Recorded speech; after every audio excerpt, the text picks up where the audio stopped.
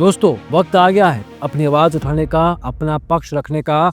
सेबी सोच रहा है डेरिवेटिव में वीकली एक्सपायरीज हटा दी जाएं और इसके पीछे की रीजनिंग रिटेल ट्रेडर्स को बचाने के लिए कही जा रही है। इंटेंशंस क्लीन है क्योंकि रिटेल ट्रेडर ने पिछले कुछ समय में F&O में करीब 1,05,000 करोड़ रुपए का नुकसान किया तो है, लेकिन क्या आपको लगता है कि इस वीकली एक्सपायरी के चले जाने से कोई क्विक फिक्स हो सकता है? क्योंकि अगर इस बदलाव को थोड़ा गहराई से समझा जाए तो इसका डायरेक्ट इम्पैक्ट ट्रेडर्स के अलावा ब्रोकर्स, एक्सचेंजेस, एडवाइजर्स, इन सब के बिजनेस पे आएगा and that impact will be instantaneous. अब इसके बारे में अगले कुछ दिनों में एक कंसल्टेशन पेपर सेबी प्रस्तुत करने वाला है। इस कंसल्टेशन पेपर का इंटेंशन सभी स्टेक होल्डर से इनपुट लेना होता है, चाहे वो रिटेल ट्रेडर हो, इन्वेस्टर हो, ब्रोकर हो, सब ब्रोकर हो, एडवाइजर हो, पोर्टफोलियो मैनेजर हो, whatever be the capacity of that person or entity in the Indian stock market। और ये इनपुट्स अलग अलग सवालों के रूप में लिए जाते हैं। अब इस कंसल्टेशन पेपर के आने से पहले हमने सेबी और फाइनेंस मिनिस्ट्री को एक मेल के रूप में अपने इनपुट्स दे दिए हैं। This is on the top of another email that we sent a couple of weeks back। और इस ईमेल में वीकली एक्सपायरीज को हटाने से क्या क्या अनइंटेंडेड प्रॉब्लम आ सकती हैं और कैसे हम स्मार्टर सॉल्यूशंस की तरफ रियल प्रोटेक्शन दे सकते हैं, इसके बारे में बात की गई है। इस वीडियो में we will go through that email and I would request कि जिन जिन लोगों को लगता है कि उनके पार्ट टाइम या फुल टाइम ट्रेडिंग करियर, उनकी जॉब, उनके बिजनेस को इस रूल के आ जाने के बाद इम्पैक्ट हो सकता है, वो सब लोग बताए गए ईमेल आईडीज पर अपना ईमेल या अपने इनपुट्स रेगुलेटर को और फाइनेंस मिनिस्ट्री को अपनी तरफ से पहुंचाएं। Let's get started. सबसे पहले दोस्तों इम्प्लीकेशंस, वीकली एक्सपायरीज अगर इंडियन इकोसिस्टम से चली जाती हैं तो सबसे बड़े इम्प्लीकेशंस क्या होंगे? Let's start with very generic sense, market liquidity और trading cost. Weekly expiries market के लिए लाइफलाइन होती हैं। ये trading volume, bid ask spread और हेजिंग कॉस्ट को बैलेंस करती हैं। अगर वीकली एक्सपायरीज हटा दिए गए तो ऑर्डर बुक्स का डेप्थ कम हो जाएगा, बिड आस्क स्प्रेड्स वाइडन हो जाएंगे, यानी बाइंग और सेलिंग में कॉस्ट इंक्रीज हो जाएगी, हेजिंग एक्सपेंसिव हो जाएगा specially for institutional investors. Example के तौर पे अगर कोई म्यूचुअल फंड या HNI client short term hedge करना चाहता है और वीकली एक्सपायरी अवेलेबल ही नहीं है तो वो मंथली या क्वार्टरली कॉन्ट्रैक्ट्स में जाएगा जो ज्यादा कॉस्टली है, कम फ्लेक्सिबल है। मार्केट की एफिशिएंसी ऑलमोस्ट एक डेकेड 10 साल पीछे चली जाएगी। दूसरा, स्पेकुलेशन फिर भी रहेगी। जो लोग गैम्बलिंग के माइंडसेट से स्टॉक मार्केट में ट्रेडिंग करते हैं, ऑप्शंस में अपने पैसे लगाते हैं, वो प्रोडक्ट टेन्योर से रिस्ट्रिक्ट नहीं होंगे। अगर वीकली कॉन्ट्रैक्ट्स चले भी जाते हैं तो वो लॉन्ग टर्म टेन्योर के हाई रिस्क कॉन्ट्रैक्ट्स के लिए माइग्रेट हो जाएंगे, जो कि बाय द वे अभी के मुकाबले काफी ज्यादा एक्सपेंसिव होंगे। इसका रिजल्ट क्या होगा? लॉसेस और बड़े होंगे और रिटेल ट्रेडर्स का इंटरेस्ट अनरेगुलेटेड या हाई रिस्क इंस्ट्रूमेंट्स में शिफ्ट होगा। प्रॉब्लम सॉल्व नहीं होगी, बस माइग्रेट हो जाएगी। तीसरा, shift to unregulated markets. Already retail traders crypto, offshore, forex, grey market platforms की तरफ जा रहे हैं। फेक इन्फ्लुएंसर ऐसा करने में काफी मदद कर रहे हैं। खुद कमाए ना कमाए बट क्रिप्टो प्लेटफॉर्म्स के एफिलिएट इनकम को ट्रेडिंग इनकम बताकर रिटेल ट्रेडर्स को इंड्यूस करके एक पाइड पाइपर की तरह उस अनरेगुलेटेड स्पेस में लेकर जा रहे हैं जहां सिर्फ एक अंधेरी खाई है। हाँ, उनके घरों में काफी उजाला है। वीकली एक्सपायरी रिमूव करने से ये ट्रेंड एक्सेलरेट होगा। एग्जांपल के तौर पे short term speculators option trading नहीं कर पाएंगे तो वो Telegram groups, offshore brokers, unregulated exchanges में शिफ्ट हो जाएंगे। सेबी का कंट्रोल कम हो जाएगा और मॉनिटरिंग इम्पॉसिबल हो जाएगी। चौथा, impact on brokers and market structure. Derivative volume brokers के लिए एक मेजर रेवेन्यू सोर्स होता है। करंट मार्केट में इंडिया के टॉप 10 ब्रोकर्स उठाओगे तो 80% वॉल्यूम वही कंट्रोल करते हैं। वीकली एक्सपायरी रिमूव हुआ तो ट्रेडिंग वॉल्यूम्स कम होंगे, स्मॉल मिड साइड ब्रोकर्स की सर्वाइवल रिस्क पे बात आ जाएगी। रिजल्ट क्या होगा? मार्केट, ब्रोकिंग मार्केट और कॉन्सेंट्रेट हो जाएगी, कंपटीशन और कम होगा। रिटेल ट्रेडर्स के लिए लॉन्ग टर्म नेगेटिव इंपैक्ट है। मिड साइज और छोटे ब्रोकर तो बंद ही हो जाएंगे।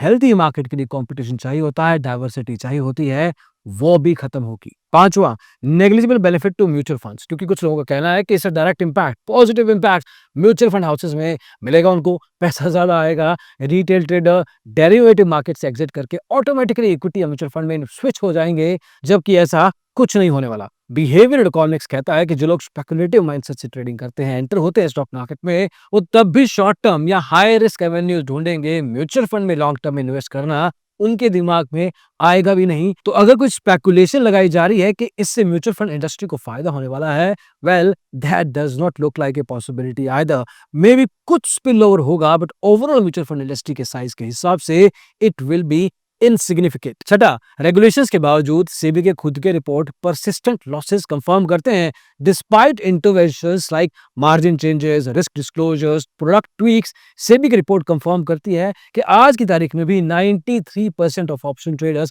जो लेटेस्ट रिपोर्ट आई है, जो 6-8 महीने पहले के रिफॉर्म्स के बाद आई है, वो भी कहती है कि 93% ऑप्शन ट्रेडर्स आज पैसा लूज कर रहे हैं। रेगुलेशंस बदलने के बाद, वन एक्सपायरी पर एक्सचेंज करने के बाद लॉसेस का परसेंटेज कम नहीं हुआ है। अकेले स्ट्रक्चरल चेंजेस प्रॉब्लम सॉल्व नहीं कर सकते। Behaviour, trading psychology, awareness, leverage issue, education, ये रूट कॉजेज हैं, इनकी तरफ ध्यान देना जरूरी है। अगला पॉइंट जो ईमेल में आप ध्यान में रख सकते हैं, अगर आपको लगता है बिहेवियर रूट कॉज है क्या, रिटेल ट्रेडर के लॉसेस का रियल रीजन माइंडसेट है। Unrealistic expectations, quick profits, inadequate skill, risk analysis और प्रोबेबिलिटी समझ में नहीं आता, मांगा हुआ borrowed money, loan apps, NBFCs का easy loans, over trading, impulsive trade करना, फोमो में आ जाना, वीकली एक्सपायरी रिमूव करना is akin to cutting a symptom, not curing the disease sir. चलो प्रॉब्लम की बात कर ली, ईमेल में आपको प्रॉब्लम्स बतानी है, लेकिन साथ में सॉल्यूशंस भी बताने हैं कि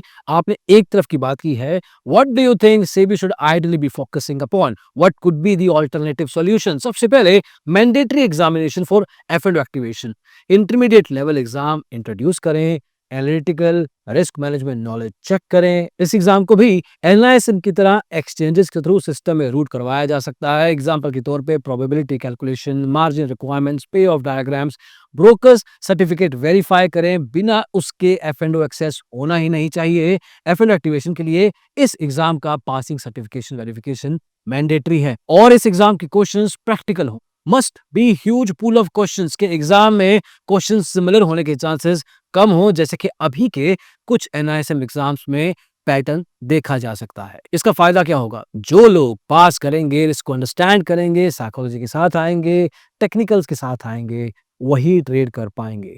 दूसरा, मिनिमम नेटवर्थ कैपिटल रिक्वायरमेंट, हालांकि इसको लेके काफी कंफ्यूजन, काफी अदर पॉइंट ऑफ व्यूज भी हो सकते हैं, बट मिनिमम 5 से 10 लाख का कुछ भी, वट एवर दैट अमाउंट भी, एक नेट कैपिटल का मिनिमम थ्रेशोल्ड रखना चाहिए।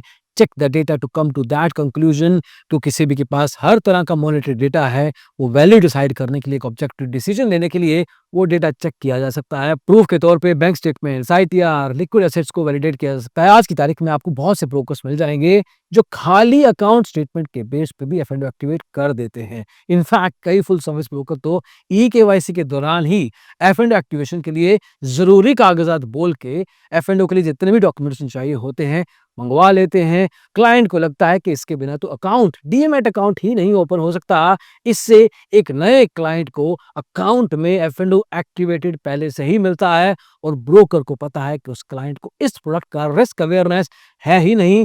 जनरली ये काम फुल सर्विस ब्रोकिंग में सब ब्रोकर या एपी नेटवर्क के थ्रू करवाया जाता है, और काफी बार कॉर्पोरेट में बैठी मैनेजमेंट की टीम को इस सच्चाई का कोई आइडिया नहीं होता, क्योंकि सब ब्रोकर को भी अपने मंथली टारगेट पूरे करने होते हैं, जो कि ब्रोकरेज के तौर पे होते हैं, और वो टारगेट वही कॉर्पोरेट की मैनेजमेंट टीम फाइनली डिसाइड करती है। तीसरा, प्रोग्रेसिव एक्सपोजर लिमिट्स। नए ट्रेडर जब भी ट्रेडिंग शुरू करें तो उनको एक कम नॉशनल एक्सपोजर देना चाहिए। वेरीफाइड ट्रेडिंग हिस्ट्री और एक्सपीरियंस के साथ वो एक्सपोजर ग्रेजुअली ब्रोकर्स के थ्रू इंक्रीज किया जा सकता है। इससे ट्रेडर के ऊपर एक बिहेवियर कंट्रोल रहेगा, और समय के साथ एक लर्निंग कर्व भी बनी रहेगी, और जैसे जैसे वो कर्व बेहतर होती है वो अपना एक्सपोजर इंक्रीज कर सकता है।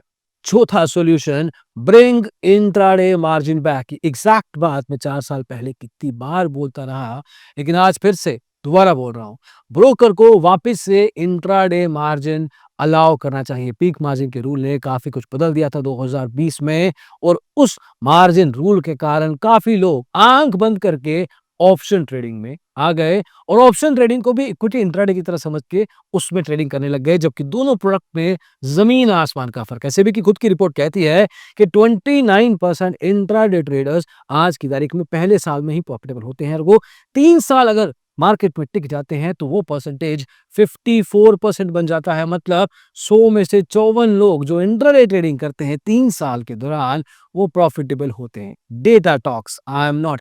इंट्राडे मार्जिन वापस लाने से जो ट्रेडर्स को ऑप्शंस में रिस्क मैनेजमेंट के इश्यूज आए हैं, उनको with in Indian stock market ecosystem speculate करने का एक और प्रोडक्ट का ऑप्शन मिलता है। वो कहीं बाहर नहीं जाएंगे।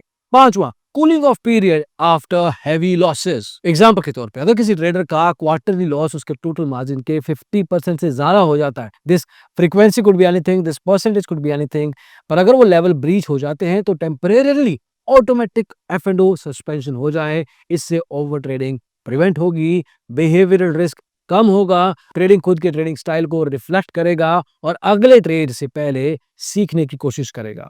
छठा, enhanced risk disclosures at trading point. आज की तारीख में जब भी आप कोई ट्रेडिंग ऐप खोलते हैं, F&O के लेवल पे आपको एक पॉपअप दिखाई देता है, जो कि एक अच्छी बात है, बट क्या वो पॉपअप सबको समझ में आता है? रीजनल भाषा में हो, क्लाइंट के अकाउंट के हिसाब से जिस ट्रेड का वो है उस भाषा में वो पॉपअप दिखाया जा सकता है। एग्जीक्यूशन से पहले probability of profit, margin requirement का कंपैरिजन दिखाया जा सकता है। ट्रेडर्स को नज किया जा सकता है इन्फॉर्म डिसीजन लेने के लिए, लेक्चर देने के लिए नहीं। यहाँ पे ब्रोकर्स कुछ इनोवेटिव फीचर्स डेवलप कर सकते हैं। हालांकि पिछले कुछ समय से उनके पास ये ऑप्शन था कि वो ऐसी कोई फीचर ले आ सकते थे, लेकिन ऐसी कोई इनोवेटिव फीचर डेवलप करना जहां पे ट्रेडर्स को अपनी एडिक्टिव ट्रेडिंग के बारे में कुछ डिस्क्लोजर्स, पॉजेस, नजेस मिलते रहे, इससे उनकी ब्रोकरेज पे, एक ब्रोकर के हिसाब से सोचे तो ब्रोकरेज पे शॉर्ट टर्म पे इंपैक्ट तो पड़ेगा, लेकिन एटलीस्ट वो ट्रेडर इंडियन इकोसिस्टम में रहेगा और मोस्ट लाइकली उस ट्रेडर के साथ रहेगा और अ लॉन्गर ड्यूरेशन। सातवां, और ये सॉल्यूशन अगर हो जाए तो इंडिया के 10, 15, 20% लोग एक अच्छा खासा कैपिटल गंवाने से बच सकते हैं। दोस्तों, ये बहुत अलग और बहुत बड़ी समस्या है जो आजकल डेरिवेटिव ट्रेडिंग को और खतरनाक बना रही है। लोन ऐप्स या एनबीएफसीज की तरफ से पैसा एज इट इज दे देना। सोचिए, कोई नया ट्रेडर आता है, उसके पास कैपिटल होता है सिर्फ 20,000 रुपए, 30,000 रुपए, लेकिन एक लोन ऐप कहती है कि 2-3 लाख रुपए का अनसिक्योर्ड क्रेडिट ऑफर आप उठा लीजिए, कुछ पैसा नहीं देना, कोई कोलेटरल नहीं देना, 1-2 क्लिक में वो पैसा आपके अकाउंट में आ जाएगा।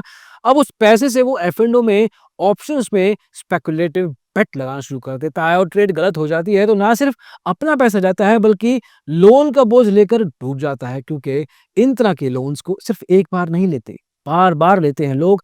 एक लोन से दूसरे का उठाऊंगा, तीसरे से ऐसा करूंगा, और ये speculative mindset in terms of loan वापस कैसे करना है, मार्केट में उसको, जिंदगी में भी रात भर उसको पीछे लेके जाती रहती है। आपको लगता है कि आप ट्रेडिंग कर रहे हैं, लेकिन असली में आप डेब्ट के ट्रैप में फंस रहे हैं। इससे जरूरी यह है कि सेबी या बैंकिंग रेगुलेटर्स लोन ऐप्स को स्ट्रिक्टली इस तरह से रोक लगाएं कि वो स्पेकुलेटिव ट्रेडिंग के लिए अनसिक्योर्ड फाइनेंसिंग ना दे। ये एक अकेला स्टेप हजारों लोगों को अपने आप को अननेसेसरी F&O में नुकसान से बचाने में मदद करेगा।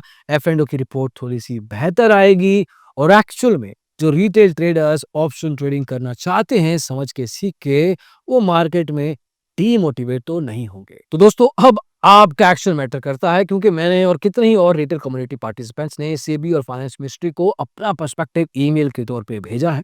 अगर आप ऑप्शन ट्रेडर हैं, ब्रोकर हैं, ट्रेडिंग में किसी तरह से पैसिवली एक्टिवली जुड़े हुए हैं या इंडियन स्टॉक मार्केट इकोसिस्टम को हेल्दी रखना चाहते हैं, ईमेल भेजिए सेबी को, फाइनेंस मिनिस्ट्री को। डिमांड स्मार्ट और टारगेटेड मेजर्स के साथ रखिए। इस वीडियो को जितने ज्यादा दोस्तों के साथ रिटेल ट्रेडिंग में शेयर कर सकते हैं कीजिए। ईमेल टेम्पलेट डिस्क्रिप्शन में आपको एक लिंक के तौर पे मिल जाएगा, कॉपी पेस्ट करके एज इट इज मत भेजिएगा, पर्सनलाइज कीजिए, उसको समझिए और उसके बाद भेज सकते हैं इन दिए गए ईमेल आईडीज पे। जब आप इनको ईमेल भेजेंगे, वी जस्ट होप कि इन ईमेल्स को बहुत सीरियसली लिया जाएगा और कंसल्टेशन पेपर जब आएगा वो बहुत प्रैक्टिकल होगा और बहुत होलिस्टिकल होगा और एक्चुअल में किस तरह से सारी ट्रेडिंग कम्युनिटी को इम्पैक्ट करने वाला है, उस तरह के सवालों के साथ आएगा। स्टॉक मार्केट्स तभी ग्रो होती हैं जब product innovation, investor protection aligned हो। वीकली एक्सपायरी हटाना ब्लंट टूल है, वीकली एक्सपायरीज को एज इट इज हटा देना एक ब्लंट मूव है। लिक्विडिटी को हार्म करता है, कॉस्ट इंक्रीज करता है, रिटेल ट्रेडर्स को रिस्की वैल्यूज की तरफ पुश करता है। स्मार्टर पाथ है responsible access, skill based entry, exposure limits and credit control. Email आपको दिया गया है। Do what you think is right, send to the right people, and hopefully a right solution is made to this problem which probably does not even exist. Thank you so much. अगली video में जल्दी मिलेंगे। इसको देखने के लिए शुक्रिया।